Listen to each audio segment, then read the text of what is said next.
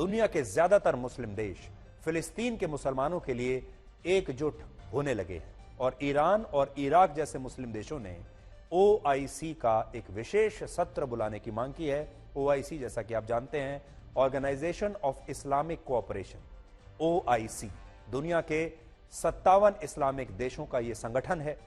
57 जिनमें कई देश इजराइल को एक राष्ट्र के तौर पर मान्यता भी नहीं देते। इनमें से कई देश ऐसे हैं जो इजराइल को मानते ही नहीं एक देश, लेकिन ये फिलिस्तीन नाम से अलग राष्ट्र बनाने का पूरा समर्थन करते हैं। और अभी फिलिस्तीन की नेशनल अथॉरिटी इन 57 इस्लामिक देशों के इस संगठन का हिस्सा भी है। यानी जो फिलिस्तीन है, जो उसकी नेशनल अथॉरिटी है, वो भी ओआईसी का हिस्सा है। आज हम ओआईसी के लिए एक सुझाव लेकर आए हैं और वो ये है कि ये 57 इस्लामिक देश गाजा पट्टी के 20 लाख मुसलमानों को अपने देशों में शरण क्यों नहीं देते। अगर ये 57 मुस्लिम देश ऐसा करने के लिए तैयार हो गए तो इनमें हर देश को गाजा के सिर्फ 35,000 मुसलमानों को ही अपने देश में शरण देनी होगी और 35,000 लोग किसी देश के लिए ज्यादा नहीं होते। और वो मैं क्यों कह रहा हूं, गाजा पट्टी में इस वक्त लगभग 20 लाख लोगों की आबादी है। ये 20 लाख लोग अपनी जान बचाकर भागना चाहते हैं, लेकिन जाएं कहां।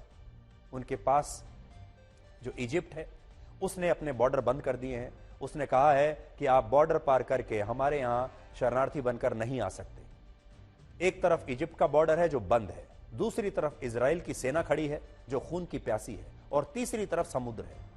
तो ये लाखों लोग कहां जाएं। और यह धर्म युद्ध है, इस्लाम और यहूदी धर्म के बीच उसके नाम पर लड़ा जा रहा है। तो ओआईसी के जो देश हैं, आज उन्हें यह कहना चाहते हैं कि इन 20 लाख मुसलमानों को आप इन 57 देशों में शरण क्यों नहीं दे देते। और अगर आप 20 लाख मुसलमानों को 57 देशों में बराबर बराबर बराबर बांट देंगे तो हर देश के हिस्से में सिर्फ 35,000 लोग आएंगे।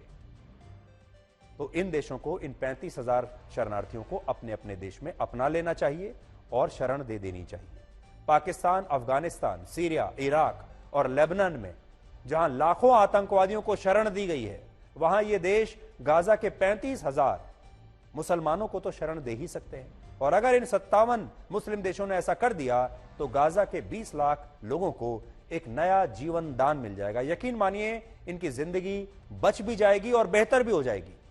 लेकिन ये तमाम मुस्लिम देश इसके लिए तैयार नहीं है।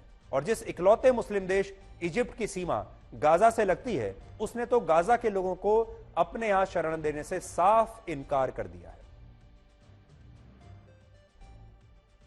आपको पता है, ये तमाम मुस्लिम देश फिलिस्तीन के लोगों के लिए आंसू बहाने के बाद भी उन्हें अपने देश में शरण क्यों नहीं देना चाहते। ये कह रहे हैं पैसा ले लो, अपनी लड़ाई लड़ने के लिए हथियार ले लो, आप और कोई मदद चाहते हैं वो ले लो, लेकिन हमारे देश में मत आओ। इसका कारण है वर्ष 1970 की एक घटना। आप भी ध्यान से सुनिएगा, ये लोग अपने देश में इन्हें क्यों नहीं शरण देना चाहते। 1970 से पहले जॉर्डन ने फिलिस्तीन के लाखों मुसलमानों को अपने यहां शरण देने का फैसला किया और शरण दे दी।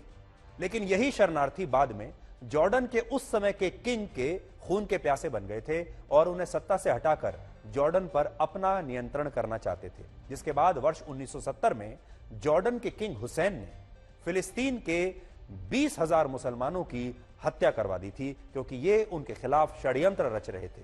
ये जॉर्डन पर कब्जा करना चाहते थे। यानी जिस देश ने उन्हें शरण दी उसी देश के राजा को मारना चाहते थे।